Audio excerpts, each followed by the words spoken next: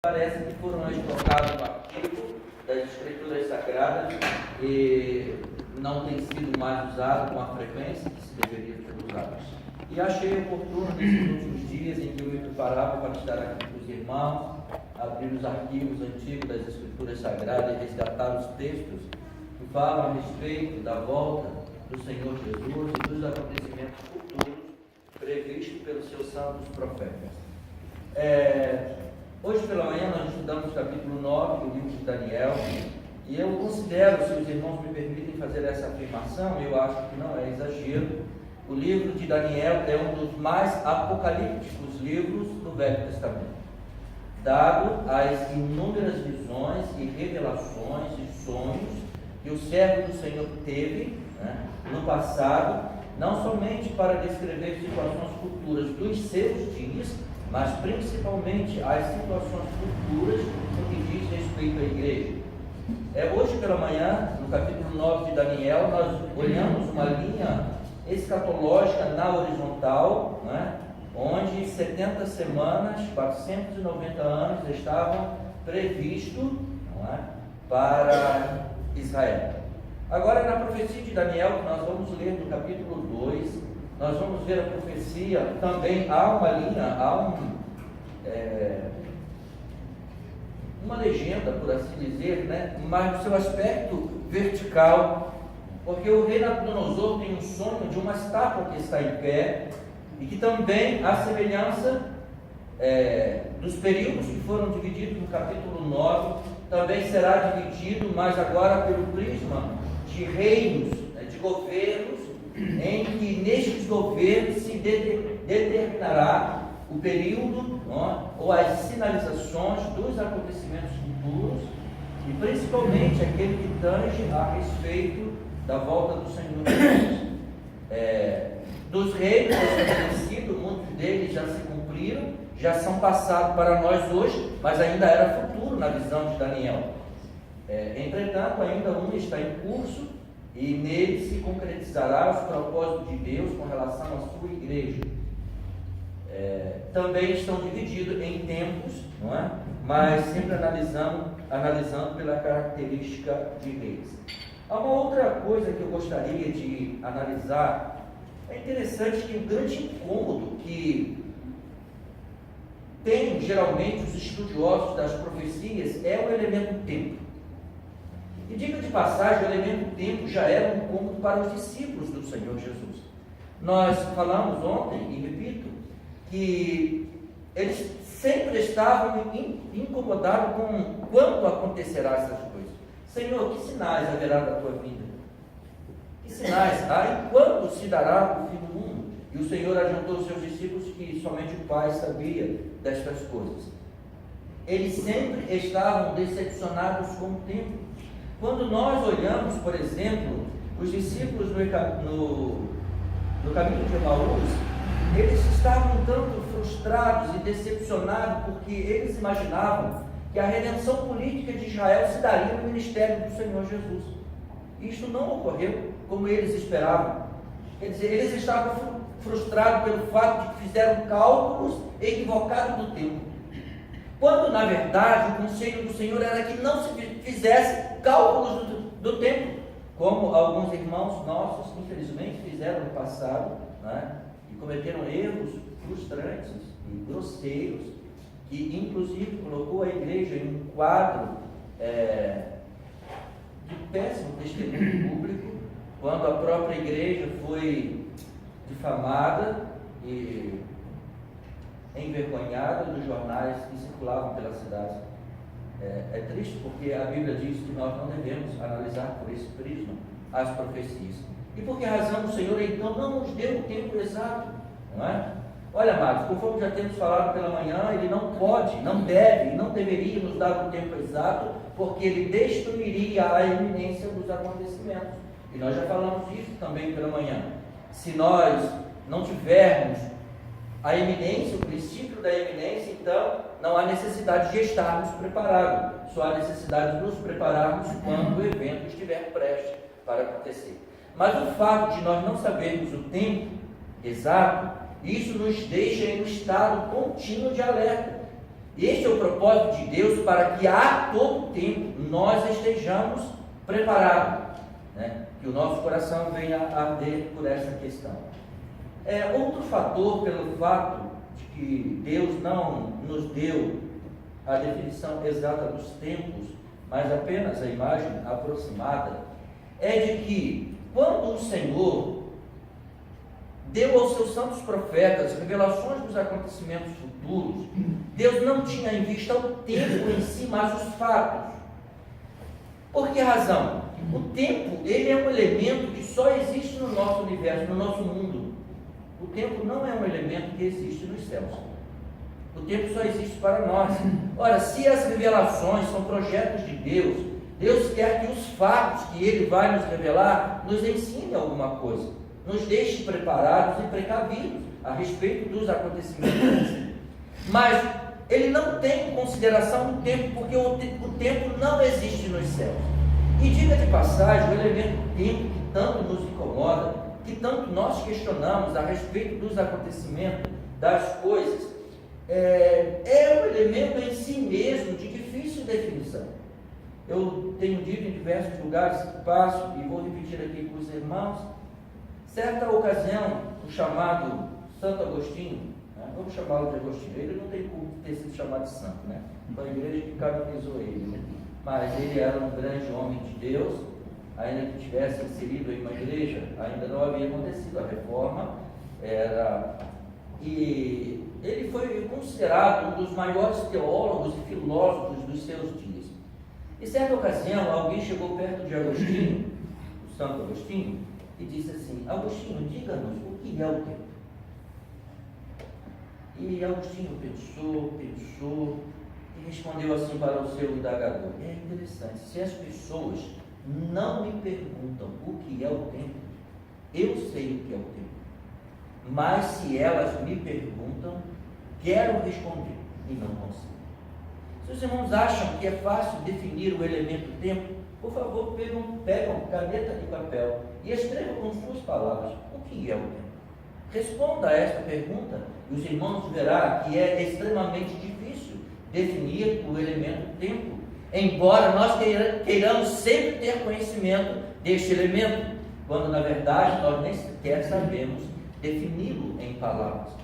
E Agostinho, na sua filosofia, ele tentava argumentar a respeito do tempo e ele disse assim: parece, dados os estudos das Escrituras Sagradas, que o tempo é uma sucessão de acontecimentos que vai rumo ao futuro.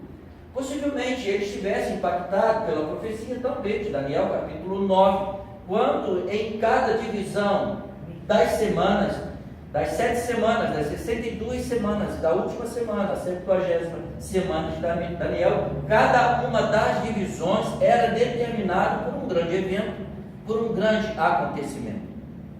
A começar pelo decreto do rei para a reconstrução do muro, não é? Depois o Egito foi tirado, a igreja é arrebatada, e assim sucessivamente em cada marca, né, do tempo ou da linha escatológica que nós estudamos no capítulo 9, ela é marcada, ela é dividida, é fracionada por um grande acontecimento. Mas parece ainda, amados, que na visão teológica e filosófica de Agostinho, definir o tempo pelos acontecimentos em si é um erro grosseiro. Porque imaginemos uma tese absurda. Por exemplo, digamos que nada acontecesse, o tempo não passaria? Se nada acontecesse, se ele define o tempo como uma sucessão de acontecimentos que vai rumo ao futuro, e se nada acontecesse? É uma suposição, porque vai acontecer alguma coisa. Mas se nada acontecesse, o tempo não passaria? Ele passaria de qualquer maneira. Desta forma, não nos parece que a filosofia poderia responder com precisão o elemento tempo. É um elemento que só existe no nosso universo. Mas, como podemos definir o nosso tempo? Por exemplo, o nosso tempo, o salmista ele disse que: Senhor, ensina-me a contar os meus dias, de tal maneira que eu alcance coração sábio. Como podemos definir o nosso tempo? O nosso tempo ele é definido por 2 grandes acontecimentos. Quais são esses 2 acontecimentos? O nosso tempo ele é definido por 2 grandes acontecimentos. na vida pessoal de cada um de nós. Quais são esses dois acontecimentos? Nascimento e morte. Ou seja, nós compreendemos o tempo dentro de dois parâmetros estabelecidos: o começo e o fim das coisas. Bem, este seria o nosso tempo, mas esta não é a definição do tempo em si. Seria apenas a definição do nosso tempo, compreendendo esses dois elementos, do começo e do fim. Bem, considerando isto, eu acho que nós deveríamos nos conformar com o fato de que o Senhor Jesus Cristo achou, melhor dizendo, o nosso Deus achou proveitoso para o nosso próprio ensino, para o nosso próprio bem-estar de alerta, não revelarmos o tempo exato das coisas quando elas aconteceriam, a fim de que nós estivéssemos preparados, a fim de que nós estivéssemos alerta constantemente. Eu fico a pensar, por exemplo, quando eu fazia o serviço militar, tínhamos que ficar de prontidão de guarda, às vezes, quando tínhamos plantão, era 24 horas de plantão, como era desconfortável ficar, né, parado naquele posto, e às vezes durante a madrugada, e manter o estado de alerta era muito difícil, considerando de que nada acontecia.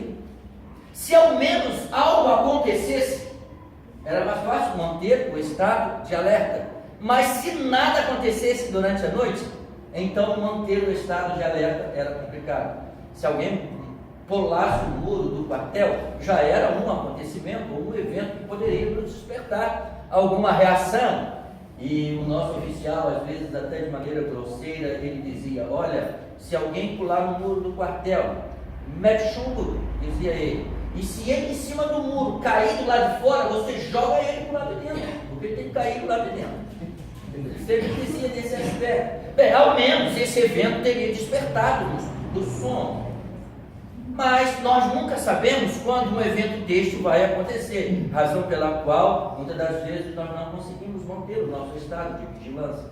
Mas o conselho do Senhor é que nós venhamos manter o nosso estado de vigilância até que aconteça o tal evento, o extraordinário evento que é a volta do Senhor Jesus, para que nós não venhamos ser surpreendidos e não sermos encontrados em condições favoráveis a estar com o Senhor.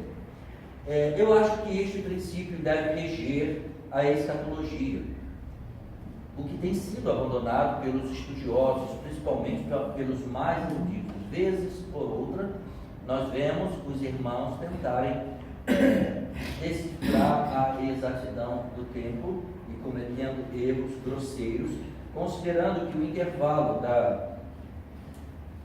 das semanas de Daniel, o intervalo que cabe ao tempo da igreja, ele é um tempo indeterminado.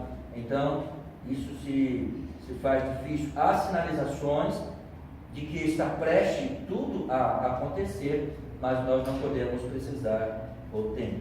De maneira que conformemos com os ensinos do Senhor a esse respeito. O tempo pertence ao Senhor. O texto que vamos ler nesta tarde é o capítulo 2 de Daniel. Vamos ler a partir do verso primeiro. Nós não vamos ler todo o capítulo, porque ele é longo. Talvez vai cansar os irmãos, né? Os irmãos podem ficar assentados, irmãos, porque o texto é grande. Mas vamos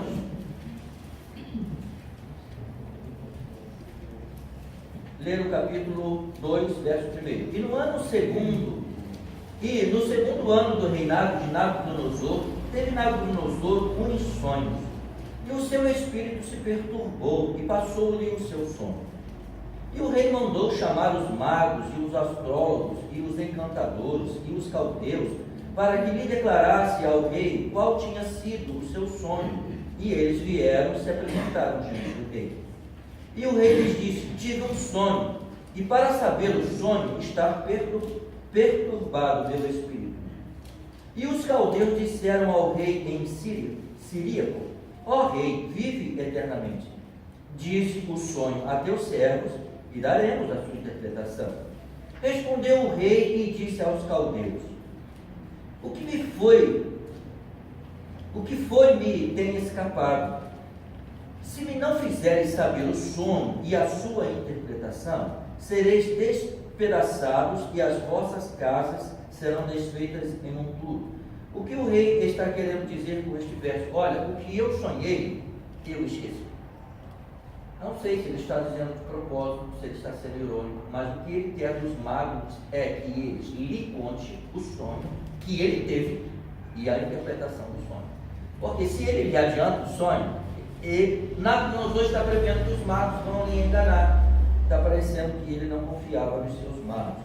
Verso 5 outra vez. Respondendo o rei, disse aos caldeus: o que foi me tem escapado? Se me não fizeres saber o sonho e a sua interpretação, sereis despedaçados e as vossas casas serão feitas em monturo. Mas, se vós me declarardes o sonho e a sua interpretação, recebereis de mim presentes e dádivas e grande honra, porquanto declarai-me o sonho e a sua interpretação. Responderam segunda vez e disseram: diga ao rei o sonho e aos seus servos, e daremos a sua interpretação. Respondeu o rei e disse: percebo muito bem que vós quereis ganhar tempo, porque vedes que eu sonhei, me tem escapado. Por consequência, se me não fazeis saber o sonho, uma só sentença será a vossa, pois vós preparaste palavras mentirosas e perversas para as proferires na minha presença, até que se mude o tempo. Portanto, dizei-me o sonho, para que eu entenda, e me podeis dar a sua interpretação. Responderam os caldeus na presença do rei e disseram: não há ninguém sobre a terra que possa declarar a palavra ao rei, pois nenhum rei há, senhor ou dominador, que requeira coisa semelhante de algum mago, ou astrólogo, ou caldeu. Porquanto a coisa que o rei requer é difícil, e ninguém há que possa declarar diante do rei, senão os deuses cuja morada é com a carne. Então o rei muito se irou e enfureceu, e ordenou que matassem a todos os sábios de Babilônia. E saiu decreto segundo a qual deviam ser mortos os sábios, e buscaram Daniel e os seus companheiros para que fossem mortos. Então Daniel falou avisada e prudentemente a Arioque, capitão da guarda do rei, e que tinha saído para matar os sábios de Babilônia. Respondeu e disse a Arioque, encarregado do rei: por que se apressa tanto o mandado da parte do rei? Então Arioque explicou o caso a Daniel. E Daniel entrou e pediu ao rei que lhe desse tempo, para que lhe pudesse dar a interpretação. Então Daniel foi para a sua casa e fez saber o caso a Ananias, Misael e Azarias, seus companheiros. Nesse verso 17, ainda abrindo um parênteses, vemos um outro detalhe muito interessante. Amados, o quanto é importante ter companheiros de oração, companheiros confidentes. Eu espero que os irmãos tenham assim. Eu sei que todos os nossos irmãos deveriam ser assim, mas não são. Não é verdade. Daniel não estava só em Babilônia, considerando que o Senhor estava com ele, mas considerando também que ele tinha 3 companheiros de oração, 3 companheiros confidentes, com quem ele podia contar o segredo de sua oração.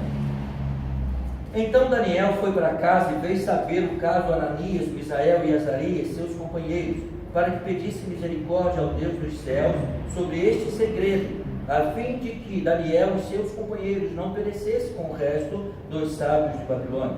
Então foi revelado o segredo a Daniel numa visão de noite, e Daniel louvou o Deus do céu. Agora a profecia em si. Falou Daniel e disse: seja bendito o nome de Deus para todo sempre, porque dele é a sabedoria e a força, e ele muda os tempos e as horas, ele remove os reis e estabelece os reis, ele dá sabedoria aos sábios e ciência aos inteligentes, ele revela o profundo e o escondido, e conhece o que está em trevas e com ele mora a luz. Ó Deus de meus pais, eu te louvo e celebro porque lhe deste sabedoria e força. e agora me fizeste saber o que te pedimos, porque nos fizeste saber este assunto do rei.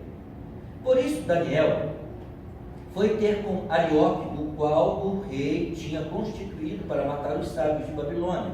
Entrou e disse-lhe assim: não mate os sábios de Babilônia, introduze-me na presença do rei e darei ao rei a interpretação. Então Arioque depressa introduziu Daniel na presença do rei e disse-lhe assim: achei um dentre os filhos dos cativos de Judá, o qual fará saber ao rei a interpretação. Respondeu o rei e disse a Daniel, cujo nome era Beltesazar: podes tu fazer-me saber o sonho que vi e a sua interpretação? Respondeu Daniel na presença do rei: o segredo que o rei requer, nem sábios, nem astrólogos, nem magos, nem adivinhos o podem descobrir ao rei, mas há um Deus nos céus, o qual revela os segredos a ele, pois fez saber ao rei Nabucodonosor o que há de ser no fim dos dias. E o teu sonho e as visões da tua cabeça na tua cama são estas. A outra lição que esse texto ainda nos oferece, abrindo um outro parêntese, é que Daniel não se apropriou para si mesmo, não se apropriou da revelação que Deus lhe dera. Ele revela ao rei a fonte de sua descoberta, ao Deus que revelou ao teu servo. Isto é algo interessante, e muitas das vezes nós vemos pessoas se apropriando da glória que pertence ao Senhor, e isto é um perigo, principalmente ao ministério. Isso costuma ser laço aos pés do ensinador. Mas há um Deus nos céus, verso 28, o qual revela os segredos. Ele, pois, fez saber ao rei Nabucodonosor o que há de ser no fim dos dias, e os seus sonhos e as visões de sua cabeça na tua cama são estas. Estando tu, ó rei, na tua cama, subiram os teus pensamentos ao que há de ser depois disto. Aquele, pois, que revela o segredo, te fez saber o que há de ser. A mim me foi revelado este segredo, não porque haja em mim mais sabedoria do que todos os videntes. Note outra vez o espírito de humildade da parte de Daniel. Mas para que a interpretação se fizesse saber ao rei, para que entendêssemos os pensamentos do teu coração.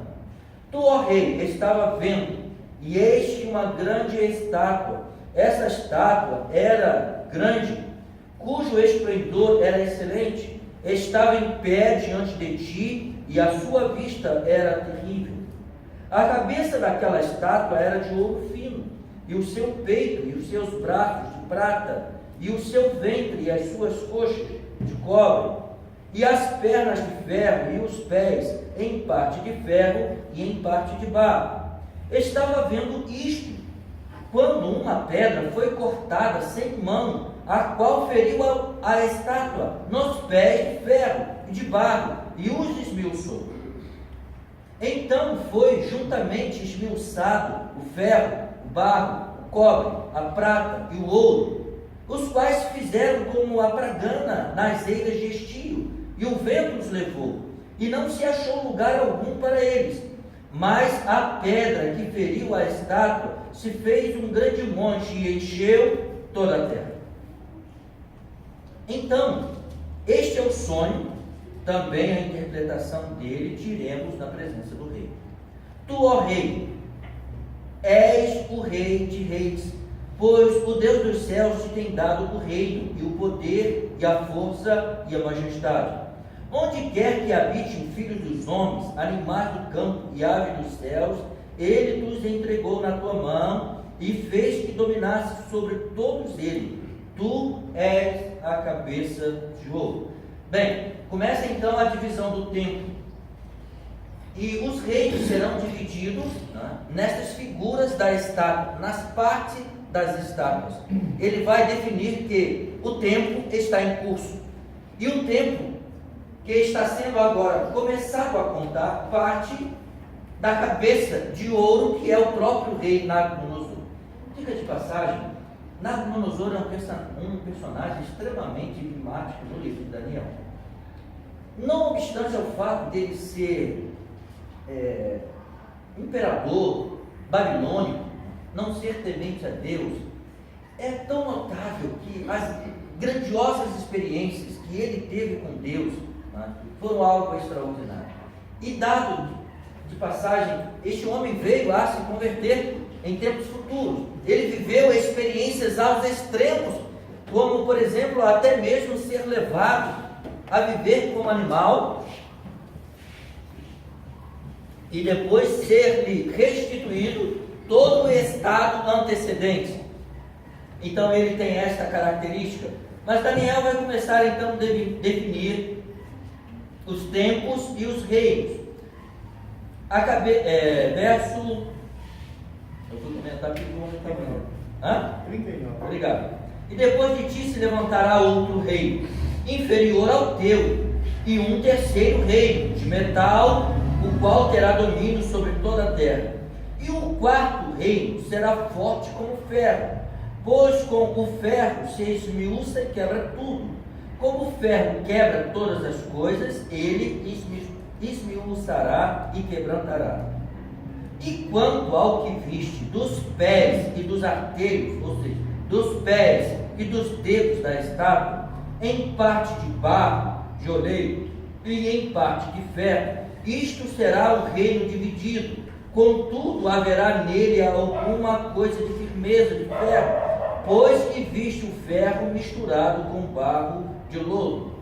E como os artelhos eram em parte de ferro e em parte de barro, assim, por uma parte o reino será forte e por outra será frágil.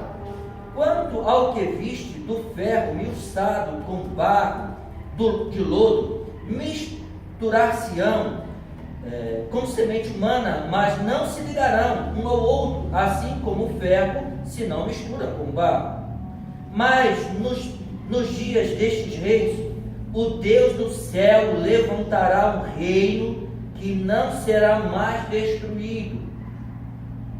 Este reino, estamos falando do reino milenar, do reino do Senhor Jesus Cristo. Ele é aquela pedra cortada sem mãos que destruiu os reinos dos homens. E este reino não passará a outro povo, esmiuçará e consumirá todos esses reinos, e será estabelecido para sempre. Da maneira como visto que do monte foi cortada uma pedra sem mãos, ela esmiuçou o ferro e cobre o barro, a prata e o ouro. O Deus grande fez saber ao rei que há de ser depois disto, e certo é o sonho, e fiel é a sua interpretação. Então o rei Nabucodonosor caiu sobre o seu rosto e adorou a Daniel, e ordenou que lhe fizessem oferta de manjares e perfumes suaves. E respondeu o rei a Daniel e disse: certamente o vosso Deus é Deus dos deuses, e o Senhor dos reis, e revelador dos segredos, pois pudeste revelar este segredo. Basta até aqui a leitura do nosso texto. Bem, fazendo um desenho panorâmico para os irmãos, o texto conta o sonho de Daniel, de Nabucodonosor, revelado por Daniel, e conta de uma estátua que está dividida em 4 partes distintas, em que essas 4 partes são determinadas por 4 reinos que ocuparão o tempo na sua gestão, desde Nabucodonosor até os últimos acontecimentos. E ele define da seguinte maneira: a cabeça, que é de ouro, representa o Império Babilônico, que ocorreu do ano 606 ao ano 539 a.C. Os braços e o peito representam, que estão feitos de pratas, representa o Império Medo-Persa, que é justamente o reino que vai suceder a Nabucodonosor lá no capítulo 9 que nós estudamos. Ou seja, Daniel, ele viveu a transição do Império Babilônico para o Império Medo-Persa. Ele vivenciou, ele foi contemporâneo dos 2 períodos. Do Império Babilônico, ele vivenciou o final dele, e do Império Medo e Persa, ele vivenciou o início, quando o próprio Daniel foi conselheiro de ambos os reis, tanto o Medo quanto o Persa. E este reino, o reino persa, o Império Persa, foi do ano 539 ao ano 331 a.C.